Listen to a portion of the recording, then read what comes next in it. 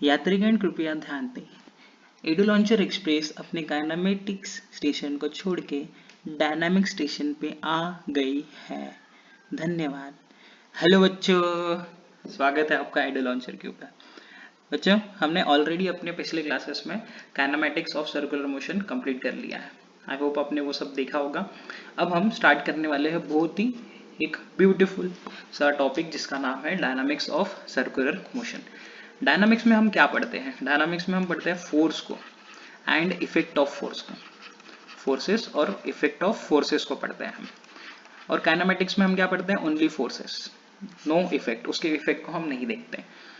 चलिए, सबसे पहला टॉपिक है यहाँ पे वेल ऑफ डेथ, मतलब वॉल ऑफ डेथ। सर इतना भारी क्यों टॉपिक ले लिया? कोई नहीं बच्चों, बहुत इजी सा टॉपिक है, डेरिवेशन भी बहुत इजी है। चलो सॉल्व करते हैं। मौत का कुआं, जिसको हम नॉर्मल इसमें कहते हैं, क्या कह रहे हैं ये? This is a vertical cylindrical wall. कभी ना कभी हम छोटे नन्हे मुन्ने जब भी होंगे या फिर अभी भी हमने कहीं ना कहीं सर्कस देखा होगा, जहाँ पे इस तरीके का कुछ ना कुछ सेटअप लगाया गया होगा। बहुत सारे अंकल आंटी अपने कार को या फिर बाइक को यहाँ गोल गोल गोल गोल घुमाते होंगे और हम सोचते हैं कि ये लोग गिर क्यों नहीं रहे हैं। गिरने नहीं चाहिए, लेकिन गिर क्यों नहीं रहे हैं? ठीक है, अगर हम ऐसा करते तो हम तो पुचुक दे पहले ही इसमें गिर जाते। चलो इसके पीछे का राज समझते कि कितना क्या स्पीड चाहिए, कौन प्रोवाइड करता है इनको, सेंट्रीपिटल फोर्स, सारी चीजें। तो देखो, इसकी रेडियस है r, inside which a vehicle is driven horizontal circles. इसके अंदर जो व्हीकल ड्रिवन होते हैं या इसके अंदर ड्राइव करते हैं जो भी व्हीकल्स, वो हॉरिजॉन्टल सर्कल्स बनाते हैं। इस तरीके से सर्कल्स बनाते हुए फिरते रहते हैं। This can be performing stunts. बिल्कुल इसको घर पे ट्राई ना करें, ये स्टंट्स को परफॉर्म करते रहते हैं। ठीक है, अब फोर्सेस जो एक्ट होते हैं उनको समझ लेते हैं। पहला फोर्स जो एक्ट होता है उसको बोलते हैं नॉर्मल रिएक्शन। और नॉर्मल रिएक्शन बच्चों सरफेस से हमेशा परपेंडिकुलर होता है। नॉर्मल का मतलब हुए होता है परपेंडिकुलर, और नॉर्मल जो रिएक्शन फोर्स रहता है वो हमेशा सरफेस से परपेंडिकुलर रहेगा। फिर नीचे से लगेगा इसको mg और ऊपर से लगेगा इसको फ्रिक्शन। कौन सा लगेगा? फ्रिक्शन। और ध्यान रखना कि फ्रिक्शन की वैल्यू mg से ज़्यादा रहनी चाहिए, नहीं तो ये नीचे गिर जाएगा। ठीक है, अगर फ्रिक्शन कम हो गया बच्चों तो सिंपल है कि ये नीचे गिर जाएगा। तो फ्रिक्शन की वैल्यू mg से ज़्यादा रहनी चाहिए, अदरवाइज ये नीचे गिर जाएगा। कौन से फोर्सेस लग रहे हैं इनको एक बार देख लेते हैं हम। तो एक लगेगा नॉर्मल जो कि सरफेस से परपेंडिकुलर है, mg वर्टिकली डाउनवर्ड, फ्रिक्शन जो कि ऊपर की तरफ लगेगा, रिलेटिव मोशन को यहाँ अपोज कर रहा होगा ऊपर की तरफ। अगर इनका मोशन होने देना है तो फ्रिक्शन की वैल्यू mg से ज़्यादा चाहिए, अदरवाइज ये नीचे गिर जाएगा। ठीक है, अब बढ़ते हैं इसके वैल्यूज की तरफ। पहला सवाल ये है कि कितनी मिनिमम स्पीड चाहिए। मिनिमम स्पीड चाहिए ताकि ये नीचे ना गिरे, क्योंकि उससे अगर कम होगी तो ये तो नीचे गिर जाएगा। तो हम यहाँ पे निकालते हैं इसकी free body diagram. Free body diagram, तो देखो बच्चों, इसको ऊपर से लग रहा है कौन सा फोर्स? Friction force. नीचे से लग रहा है कौन सा फोर्स? mg। इस साइड लग रहा है n, और ये n ही प्रोवाइड कर रहा है सेंट्रीफ्यूगल फोर्स, मतलब mv²/r। तो हम ऐसा बोल सकते हैं कि Fs friction force is equal to mg और normal is equal to mv²/r। कोई परेशानी यहाँ पे? किसी को कोई दिक्कत है? अब जो फ्रिक्शन फोर्स होगी बच्चों, वो कौन सी फ्रिक्शन फोर्स लगेगी? फ्रिक्शन दो तरीके की रहेगी, स्टैटिक और काइनेटिक फ्रिक्शन। तो स्टैटिक में लिमिटिंग फ्रिक्शन होता है, जो मैक्सिमम फ्रिक्शन रहेगा। तो यहाँ पे फ्रिक्शन कितना लगेगा? फ्रिक्शन लगेगा लिमिटिंग फ्रिक्शन। और इसकी वैल्यू क्या होती है लिमिटिंग फ्रिक्शन की? बच्चों लिमिटिंग फ्रिक्शन की वैल्यू होगी μsn। μs का मतलब coefficient of static friction, μsn। तो यहाँ रखते हैं हम फर्स्ट इक्वेशन में Fs is equal to mg, और Fs की वैल्यू कितनी आ जाएगी? μsn is equal to mg। ये हो गया हमारा फर्स्ट इक्वेशन। और उसके बाद में यहाँ आ जाएगा n is equal to mv²/r। ये हो जाएगा सेकेंड इक्वेशन। तो हमें लिखते हैं डिवाइड 2/1। 2/1 सेकेंड इक्वेशन ऊपर रखो और नीचे क्या आ जाएगा? μsn इज इक्वल टू यहाँ आ जाएगा mv²/r और नीचे यहाँ पे आ जाएगा mg। कोई परेशानी? m से m कैंसिल, n से n कैंसिल, यहाँ पे आ गया 1/μs is equal to v²/rg। अगर हमें v² की वैल्यू चाहिए तो क्या होगा? v² is equal to R G divided by mu S. So V minimum is equal to R G upon mu S. कम से कम बच्चों इतनी स्पीड चाहिए, कम से कम इतनी स्पीड चाहिए. अगर इससे कम स्पीड हो गई, अगर इससे हम कम स्पीड ले ले, are G upon mu S से कम स्पीड ले ले, तो जो व्हीकल है, व्हीकल वो स्लिप डाउन, व्हीकल जो है वो गिर जाएगा. तो ऐसा तो चाहेंगे नहीं हम. इससे मिनिमम, इससे ज़्यादा रहेगी तो चलेगा, कोई प्रॉब्लम नहीं, लेकिन मिनिमम इतनी स्पीड चाहिए रहेगी उस व्हीकल को. ठीक है, क्लियर हो गया ये अच्छे से. चलो इसको आप नोट कर लो, आगे बढ़ते हैं. चलिए देखिए यहाँ पे भी हमें स्टेट बोर्ड की बुक में ये सारी चीज़ें दी हुई है कि N ये प्रोवाइड करेगा क्या, सेंट्रीफ्यूगल फोर्स. N प्रोवाइड करेगा सेंट्रीफ्यूगल फोर्स मतलब mv² बाय r, और mg बैलेंस करेगा फ्रिक्शन को. उसके बाद में ये सारी चीज़ें हमने देख ली कि फ्रिक्शन फोर्स ये ये ग्रेटर दैन रहना चाहिए, फ्रिक्शन फोर्स की वैल्यू म्यू एस एन ये ज़्यादा रहना चाहिए, लिमिटिंग फ्रिक्शन. फिर उसके बाद में ये सारा ग्रेटर दैन इक्वल टू लेके सॉल्व किया गया है, और एंड में जो हमारा रिजल्ट आया R G upon mu S. तो वॉल ऑफ डेथ में हम फार्मूला शीट बनाएंगे अभी. तो minimum velocity wall of death में कितने चाहिए, R G upon mu S. R हो जाएगा रेडियस, जी हो जाएगा उसका, जी हो जाएगा एक्सेलरेशन ड्यू टू ग्रेविटी, और म्यू एस हो जाएगा coefficient of static friction, coefficient of static friction. ठीक है, कोएफिशिएंट ऑफ स्टैटिक फ्रिक्शन. तो ये फार्मूला आपको लर्न हो गया होगा, आई होप. चलिए आगे बढ़ते हैं हम अपने अगले टॉपिक की तरफ. तो अगला टॉपिक है बच्चों हमारे पास कोनिकल पेंडुलम. देखिए पेंडुलम दो तरीके के रहते हैं, two types of pendulum are there present. पहला पेंडुलम जो हम पढ़ते हैं, नॉर्मली पढ़ते हैं, वो रहता है सिंपल पेंडुलम, और दूसरा रहता है कोनिकल पेंडुलम. सर क्या फ़र्क होता है सिंपल और कोनिकल में? सिंपल बच्चों कुछ इस तरीके से रहता है, और ये करता है ऐसे ऐसे ऐसे ऐसे SHM, जो कि हम आगे पढ़ने वाले हैं अपने चैप्टर्स में. और कोनिकल पेंडुलम रहता है कुछ इस तरीके से. अगर आप इसको यहाँ ले जाके छोड़ देते हो तो ये वापस ऐसा SHM पीरियोडिक मोशन नहीं करेगा, पीरियोडिक मोशन करेगा बट वो ये वाला पीरियोडिक करेगा, SHM नहीं करता है, वो पूरा का पूरा सर्कुलर मोशन करता है. और ये अगर हमने जोड़ दिया तो ये दिखता है ऐसा कोन जैसा. ये कोन है, ये कोन है. ठीक है, कोनिकल, इसको कहते हैं हम कोनिकल पेंडुलम. अब कोनिकल पेंडुलम से रिलेटेड हमें क्या करना है, इसकी टाइम पीरियड निकालना है कि कितना टाइम पीरियड लग जाएगा इसको एक कंप्लीट रिवॉल्यूशन करने के लिए. तो बच्चों सबसे पहले हम इसके फोर्सेस के बारे में देखते हैं. इसकी डायग्राम अच्छे से निकाल लेते हैं. हाँ चलो इसके फोर्सेस के बारे में देखते हैं हम. तो सबसे पहली चीज इसकी FBD निकालने के लिए हमें इसकी अच्छी डायग्राम निकालनी पड़ेगी. हाँ, ये कर रहा है सर्कुलर मोशन, कुछ इस तरीके से गोल गोल घूम रहा है और सर्कुलर मोशन कर रहा है. इसका एंगल अगर थीटा होगा, ये अगर थीटा होगा, तो अगर हम यहाँ से एंगल ले रहे हैं तो ये भी क्या हो जाएगा बच्चों, थीटा, बिकॉज ये दोनों अल्टरनेट एंगल्स आ जाएंगे. ठीक है, इतना बेसिक आपको आता होगा. आगे बढ़ते हैं. इसके अंदर जो टेंशन होगी, टेंशन हमेशा कहाँ रहती है, टेंशन हमेशा फिक्स पॉइंट की तरफ इधर ले लेते हैं, ये टेंशन हो जाएगी. तो ये वाली वैल्यू कितनी होगी, टी कॉस थीटा, थीटा की तरफ टी कॉस थीटा, और थीटा से 90 डिग्री में यहाँ जाएगी टी साइन थीटा. अब टी साइन थीटा प्रोवाइड करेगा इसको सेंट्रीपिटल या सेंट्रीफ्यूगल फोर्स, बाहर की तरफ ले रहे हैं सेंट्रीफ्यूगल फोर्स, और नीचे लगेगा इसका वेट. तो अगर हम इसका FBD निकालें तो यहाँ पे आ जाएगा T sine theta is equal to mv² by r, जो कि फर्स्ट रिलेशन हो गया हमारा. And second T cos theta is equal to यहाँ आ जाएगा mg. इसको बच्चों हम mv² बाय r ये रिलेशन यूज नहीं करते, क्योंकि हमें इस बार निकालना है इसका टाइम पीरियड. तो हम यूज करेंगे फ्रीक्वेंसी वाला फार्मूला. जो फ्रीक्वेंसी वाला कंसेप्ट है वो कौन सा sir, mr omega square, mr omega square. Divide कर देते हैं, डिवाइड 1/2, तो t sine theta upon t cos theta is equal to mr omega square upon mg. Sine theta cos theta ये हट गए, और यहाँ पे आ जाएगा tan थीटा, m से m कैंसिल, और यहाँ आ जाएगा r omega square upon g. Clear, यहाँ तक कोई प्रॉब्लम, समझ गए अच्छे से. चलिए आगे बढ़ते हैं. यहाँ से एक फार्मूला बनाएंगे हम, और एक तरीके के फार्मूला आपको बताओ. यहाँ आ जाएगा, देखिए omega square is equal to tan theta into G upon R. तो ओमेगा का फॉर्मूला आ जाएगा आर, यहाँ पे आ जाएगा G tan theta upon R. ये यूज करना अगर जी और आर और आपको tan थीटा या कोई एंगल दिया हो तब यूज कर लेना ओमेगा का। ओमेगा का फॉर्मूला हमें पता ही है, दूसरा 2 pi by T. So T is equal to क्या हो जाएगा 2 पाई बाय ओमेगा।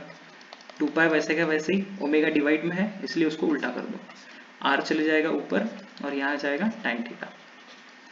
कोई प्रॉब्लम बच्चों यहाँ तक समझ गया होगा आपको अच्छे से। चलिए आगे बढ़ते हैं, जो बुक में दिया है उसको भी समझ लेते हैं एक बार, उसका डेरिवेशन हम करते हैं यहाँ पे। ये आप नोट कर लीजिएगा, जो नॉर्मली हम फार्मूला यूज करते हैं कोनिकल पेंडुलम का उसको लिखते हैं। सबसे पहले एफबीडी निकाल लेते हैं। तो एफबीडी में हमने देखा ऊपर की तरफ लग रहा था टी कॉस थीटा, नीचे की तरफ लग रहा था mg, ये हो जाएगा टी साइन थीटा, और इस तरफ लगेगा M R omega square. Then यहाँ फिर से वही टी साइन थीटा, ये बैलेंस करेगा एम आर ओमेगा स्क्वायर, या ये देगा T cos theta is equal to M G. हम डिवाइड कर लेंगे 1/2, डिवाइड इक्वेशन 1/2, तो T sine theta divided by T cos theta is equal to M R omega square upon M G, M R omega square upon M G. अब देखो यहाँ पे tan theta नहीं करते, टेंशन को हम मार देते गोली, और यहाँ बचता है जो उसको लिखते हैं omega square is equal to क्या बच रहा वो देखिए, जी यहाँ चले जाएगा आर नीचे आ जाएगा, तो G sine theta divided by R cos theta, G sine theta divided by R cos theta. कोई परेशानी यहाँ तक, दिक्कत यहाँ तक? चलिए इसकी डायग्राम यहाँ निकालते हैं क्योंकि हमें ट्रिग्नोमेट्री लगाना है यहाँ पे। अब देखिए ये वाली वैल्यू कितनी दी गई थी, ये वाली कितनी थी वैल्यू, अगर हम इसको डायग्राम से देखें बुक में तो ये थी L लेंथ और ये थी R।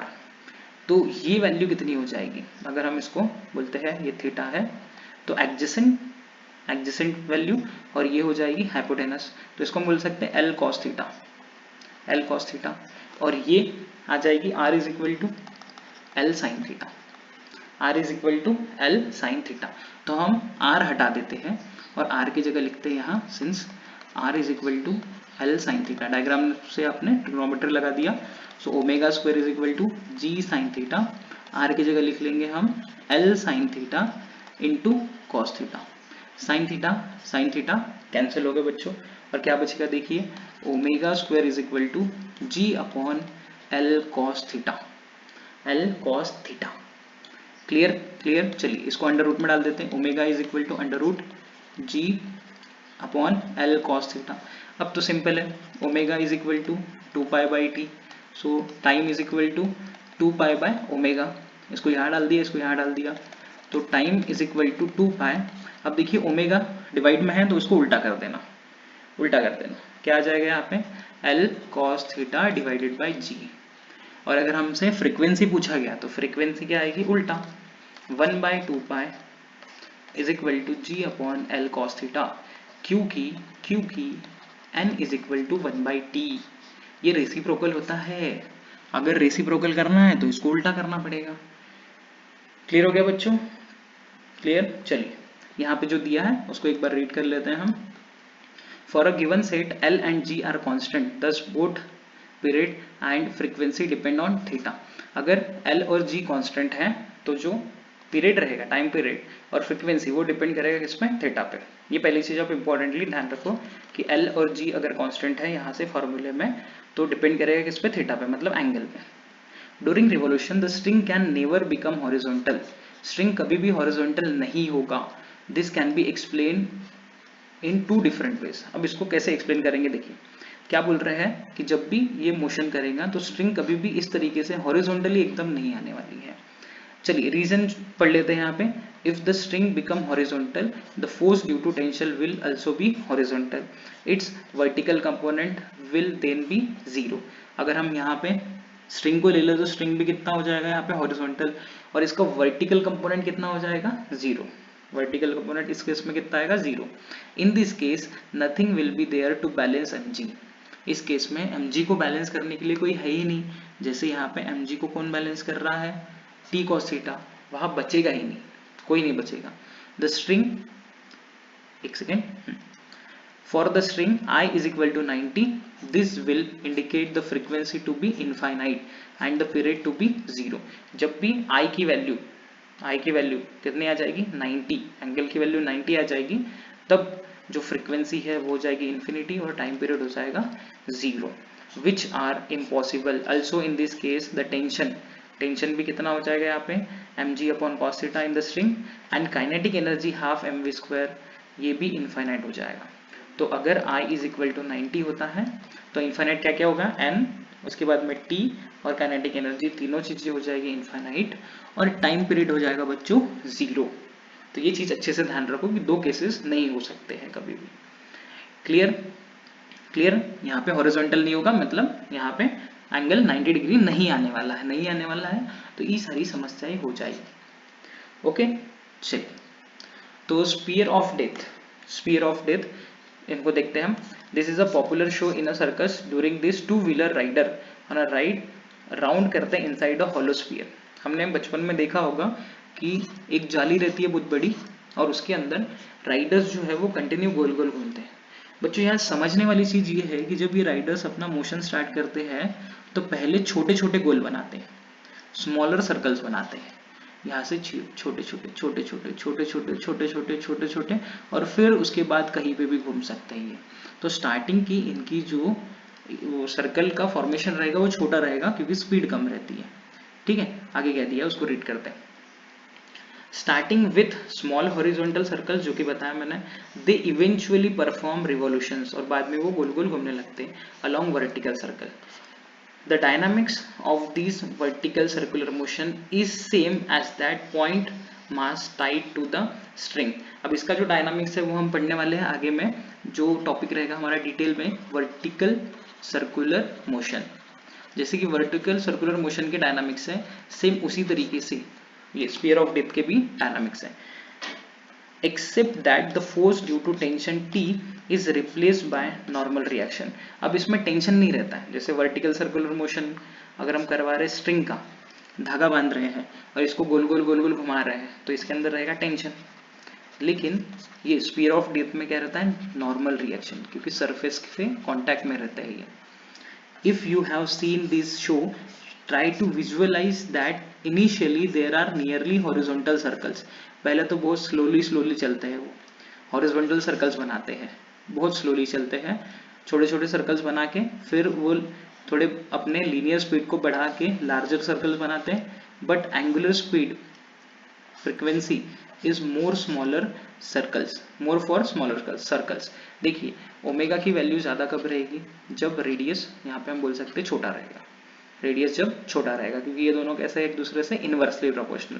हमने v is equal to R omega पढ़ा है, ये दोनों मल्टीप्लाई हो रहे हैं. जब भी दो चीजें मल्टीप्लाई होगी तो ध्यान रखना वो इनवर्सली प्रोपोर्शनल रहती है.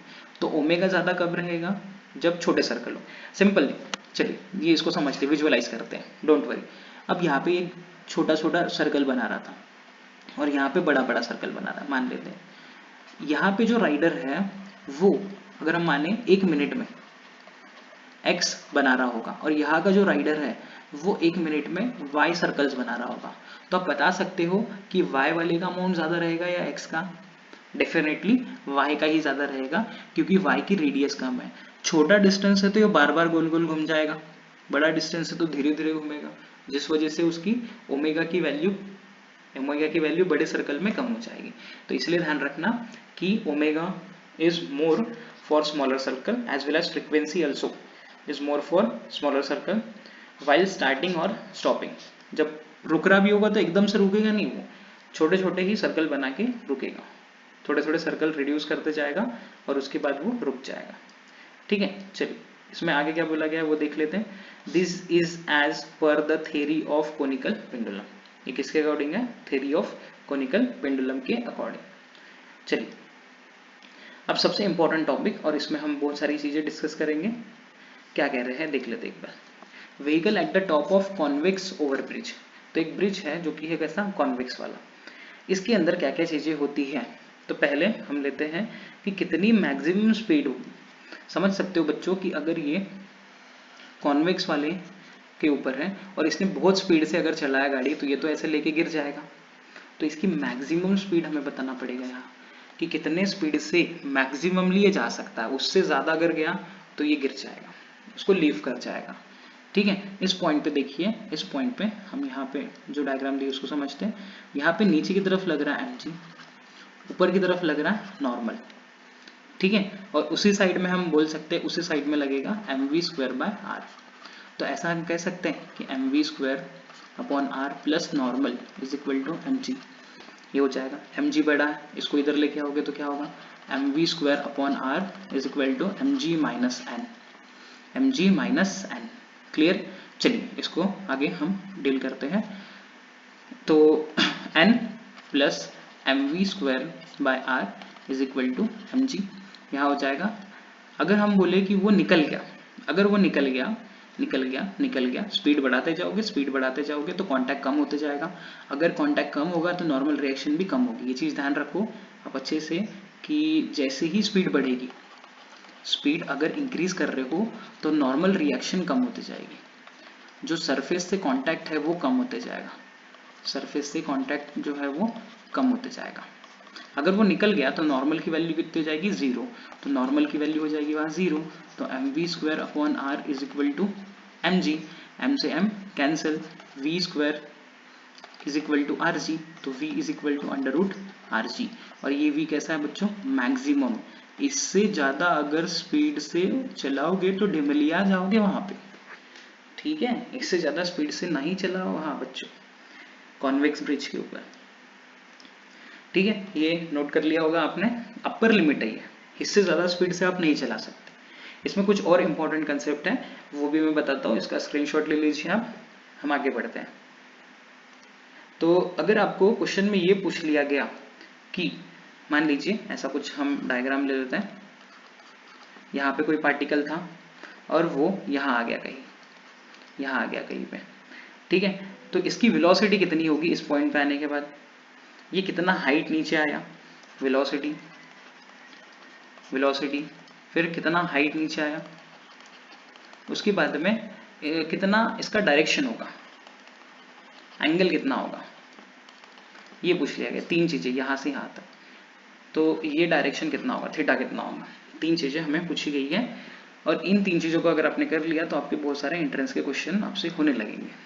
पहली चीज हम क्या करते हैं, वेलोसिटी निकालते हैं। कौन से कंसेप्ट से, चलो यहाँ से वो कहाँ पे आ गया, यहाँ पे आने के बाद में उस सरफेस से फोर्स नॉर्मल, फिर इसी डायरेक्शन में mv²/r, फिर नीचे की तरफ क्या लगेगा, mg।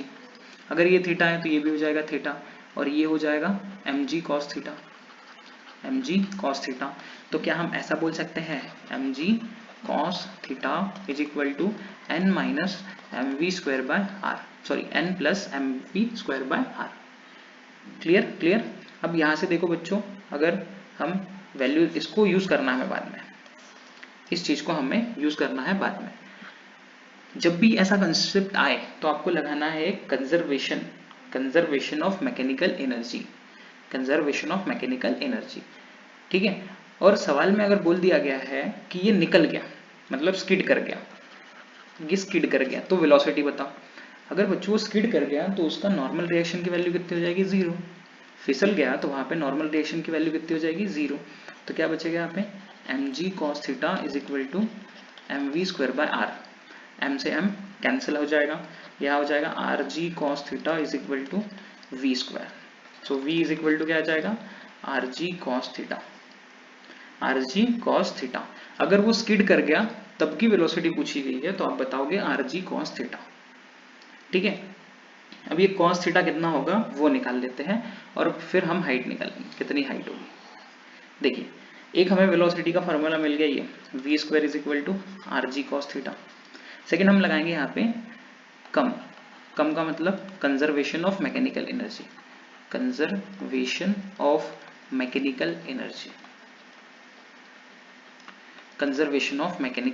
अब ये कंजर्वेशन ऑफ मैकेनिकल एनर्जी क्या कहता है समझो।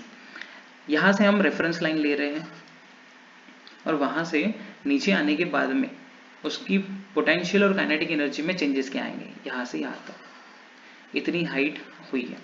चलो देखते हैं यहाँ पे, तो ये होगा ux मतलब u इनिशियल, एक सेकेंड, हाँ u initial points, initial point कौन सा रहेगा ऊपर वाला, u initial, k initial, u final plus k final. Initial point कौन सा रहेगा, ये वाला। इस पॉइंट पे रेफरेंस लाइन हमारी यही है, तो इनिशियल काइनेटिक एनर्जी और पोटेंशियल एनर्जी दोनों जीरो। उसके बाद में यहाँ आने के बाद में पोटेंशियल एनर्जी का फॉर्मूला क्या होता है, mg h plus kinetic energy का हाफ mv स्क्वायर। अब ये हाइट कितनी होगी बच्चों, हाइट कितनी होगी, चलो हाइट यहाँ से निकालते हैं हम, हाइट यहाँ से निकालते हैं। ये क्या है, ये क्या दिया है हमें, रेडियस, ये क्या हो जाएगा रेडियस, और कुछ यहाँ से यहाँ तक है, और ये एंगल कितना है थीटा, तो हम इसको क्या बोल सकते हैं थीटा, r cos थीटा। एक सेकेंड, ये एंगल कितना दिया हमें थीटा, नहीं थीटा, r cos थीटा। तो ये पूरी लेंथ कितनी होगी बच्चों, r, रेडियस ही होगा ना वो, तो इतनी लेंथ हमें निकालनी है, इतनी क्या आ जाएगा, ये height is equal to r minus r cos theta, r minus r cos theta. Clear, अगर हम r को कॉमन ले लें तो r 1 माइनस यहाँ पे आ जाएगा cos theta, r 1 minus cos theta, ये हो जाएगी हाइट की value. Clear, r 1 minus cos theta, यहाँ पे पुट करते हैं अभी वैल्यूज, ये हो जाएगा एक साइड 0, तो mg यहाँ आ जाएगा r 1 माइनस cos थीटा, यहाँ हो जाएगा हाफ mv स्क्वायर। कोई प्रॉब्लम यहाँ पे बच्चों, हाफ mv स्क्वायर।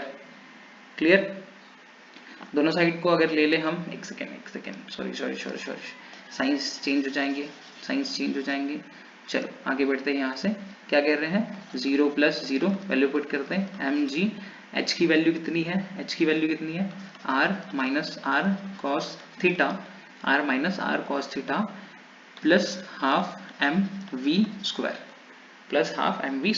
अब देखिए रेफरेंस लाइन से नीचे आ रहा है, तो वहां पे माइनस लगाना पड़ेगा क्योंकि पोटेंशियल एनर्जी डिक्रीज करेगी, तब आप लिखना अभी mg, यहाँ आ जाएगा r cos थीटा माइनस में हाफ mv स्क्वायर, माइनस की साइड चेंज हुई तो प्लस हो गया, m से m कैंसिल हो गया, और इसके बाद में देखिए जल्दी करते हैं अभी, gr minus gr cos theta is equal to v square, ऐसा हो जाएगा, v इज इक्वल टू यहाँ पे half, v is equal to 2gr minus 2gr cos theta, और ये भी चले जाएगा अंडर रूट में। क्लियर हो गया बच्चों, तो एक वेलोसिटी हो सकती है rg cos थीटा, इसको अच्छे से नोट कर लेंगे हम। यहाँ पे वेलोसिटी एक हो सकती है under root rg cos theta, दूसरी वेलोसिटी मतलब उसी का दूसरा फॉर्म हम बोल सकते हैं 2gr minus 2gr cos theta. Third, इसकी हाइट कितनी होगी, हमेशा हाइट निकालना है, तो r minus r cos theta, यहाँ से आ जाएगा r 1 minus cos theta. Clear, अब हमें cos थीटा डायरेक्शन पूछा गया, डायरेक्शन मतलब cos थीटा पूछा गया, तो cos थीटा कितना आएगा, सिंपल दोनों इक्वेशंस को हम रिलेट कर देते हैं। यहाँ पे v का एक फार्मूला क्या है, under root rg cos theta, तो ये हो जाएगा v square is equal to rg cos theta. Second formula ये है 2gr minus 2gr cos theta, तो ये हो जाएगा v square is equal to 2gr, यहाँ पे आ जाएगा minus 2gr cos theta, 2gr cos theta. चलिए इक्वेट कर देते हैं, तो यहाँ आ जाएगा rg cos theta is equal to 2gr minus 2gr cos theta. कैसे आ रहा है समझ रहे हैं बच्चों, अगर ये दोनों वैल्यूज सेम है तो ये दोनों भी सेम हो जाएंगे। क्लियर, इसको इधर भेजेंगे हम, यहाँ हम यूज करते हैं कैपिटल R क्योंकि सब जगह कैपिटल R यूज किया है, तो gr cos थीटा प्लस ये माइनस इधर आया तो 2gr cos theta is equal to 2gr, gr cancel, ये हो जाएगा 3 cos theta is equal to 2, तो cos थीटा की वैल्यू आ जाएगी 2/3, cos theta is equal to 2/3। ठीक है बच्चों, तो यहाँ पे आप एंड में ये सारे फॉर्मूले अच्छी तरीके से लिख लो। हाइट की वैल्यू आ गई r minus r cos theta, मतलब कि h is equal to r 1 minus cos theta. Second, velocity का फॉर्मूला एक यूज कर सकते हो अंडर रूट यहाँ rg cos थीटा, या फिर दूसरा एक फॉर्मूला सेम थोड़ा 2gr minus 2gr cos theta, और लास्ट में हमें मिल गया cos थीटा की वैल्यू 2/3। इसको अच्छे से जो भी इंट्रेंस वाले बच्चे हैं वो नोट कर लेना। Clear? Thank you so much बच्चों देखने के लिए, और keep learning with edu launcher and keep exploring. अगर कोई भी डाउट है तो आप मुझे कमेंट करिए, मैं आपके सारे कमेंट्स रीड करता हूँ। Thank you so much.